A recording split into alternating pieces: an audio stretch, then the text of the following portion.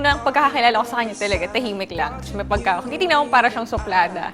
And then later on, pagka nakilala mo na siya, naging close mo na doon. Malalaman mo kung gaano siya kakulit, gaano kakwento, tapos yung mga experience din niya, ganun. Nakukwento rin niya. Tapos kung gaano ka-explorative nung attitude na meron siya. Stricta. Parang ganun yung una kong sa kanya. Stricta kasi hindi namamansin, pinapansin mo. Pero katagalan, okay naman siya, mabait. Tapos, game. Promise me that you'll stay.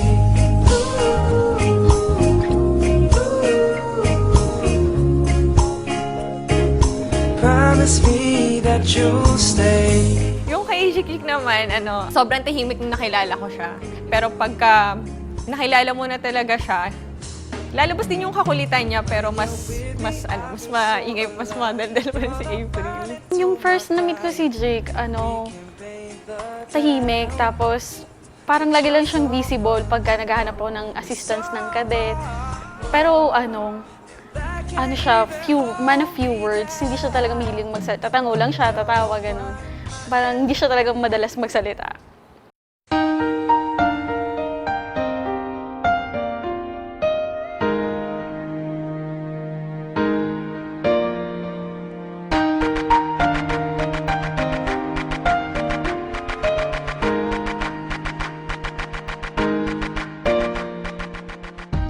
Nag-meet sila sa office kung saan kami nag-work ni April. Staff ako sa office, tapos sila, parang OJT as a cadet.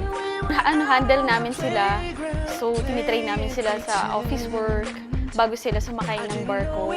Kami doon, mag-assist kami sa mga nag-training, tapos lagi silang tumatawag. Every minute siguro kailangan nilang kadete na assistant. Kahit na marami silang batch, siya yung unang-una talagang volunteer kaagad. Hanggang sa naging close sila kasi nga sila yung laging nagkakasama sa office, nagkakataon nagkasabay sila sa duty. Sa office, hindi ako talaga mahilig sa mga kadete. Parang pag-cadet, off limits kasi nga bawal. Doon nga ako na-challenge kasi bawal nga. Gusto kong subukan kung ano talaga yung... Nung una, lagi ko siyang binibigyan ng chocolate. Ay bawal kasi harap-harapan na ibigay. Ilalagay ko sa drawer niya, tapos tinetext ko lang, "Ma'am, may chocolate sa drawer mo, tingnan mo na lang." Inutusan niya akong magpa-load. Tapos yun, kinuha ko na yung number niya. After the night, nung tinext ko siya, sabi niya, "Sino to?" Sabi ko, "Si Lagura, ma'am." Usually kasi parang duty na ng cadet yung safety ng mga staff. Pag uuwi kami, ihahatid nila kami sa sakayan. Kasi may isa kaming friend dati sa office din niya. Sinasabihan ako, umuwi na yung Ma'am April mo. Samahan mo na siya pa uwi kasi pareho naman kayong sasakyan. Kaya yun, nag-umpisa yung hanggang sa araw-araw na. Parang ako, ayoko magpaligaw sa kanila. Pero si Jake, persistent siya talaga. Parang lagi siya nandyan. Kahit na nasa barko siya, tawag siya, text. Doon sa mga email niya, meron ng mga pahaging doon. Kumusta? Yung kanya, mga kapatid niya, mga gano'n. Tapos, sa dulo, miss na kita. I love you. Wala naman siya sagot. Okay lang. Unang-una parang, kasi nga, syempre mga siman, mga bulit. Parang okay lang, sige, bahala ka dyan. Hindi ko pa naramdaman na nagliligaw na siya until bumaba siya ulit. Hindi niya alam yung bahay namin. Tapos parang hinanap niya pa yung usual na binababaan ko from the jeep. Hanggang sa magsimba ako sa every Sunday, doon malapit sa kanila. Kahit sa Guadalupe ako nakatira dati, pupunta ako ng Pasay doon. Sinutupuan ko siya nga makita ko sa simbahan, pero yung pala ibang oras siya magsimba. Hanggang sa in-invite ko na siya sa bahay namin para makapag-formal na, ayun. Hanggang sa naging close na yung mga kapatid ko, mga close friends ko, close na rin. Minsan wala siya doon, minsan kami mamasyal ng mga kapatid niya, mag-mall, tapos tinitext namin siya, "Sunod ka na dito kami." Magugulat na siya kasama ko mga kapatid niya. Siya nakakakilig, parang nakakatuwa, parang hindi na usual sa mga lalaki ngayon sa bahay.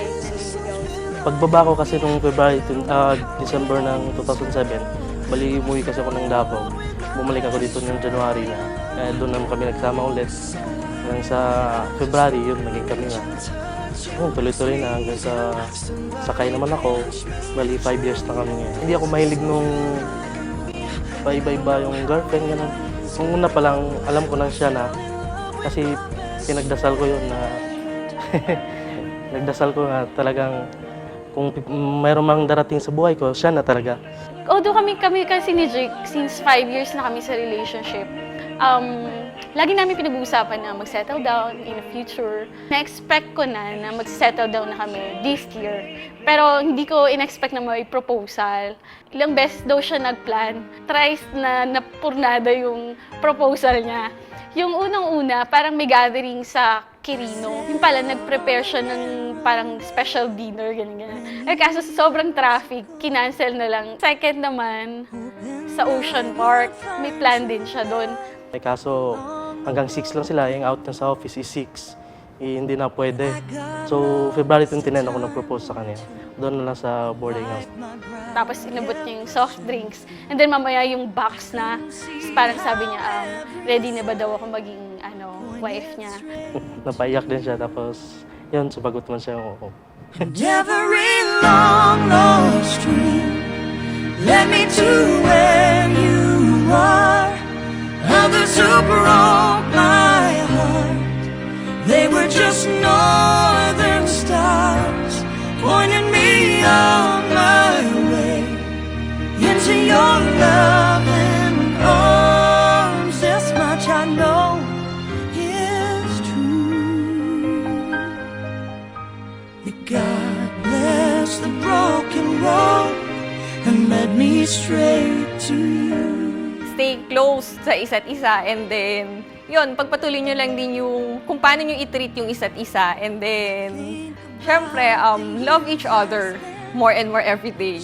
Kung ano ka man noon dati, huwag mong baguhin. Tapos, masaya ko na nakilala ka, kasama kita.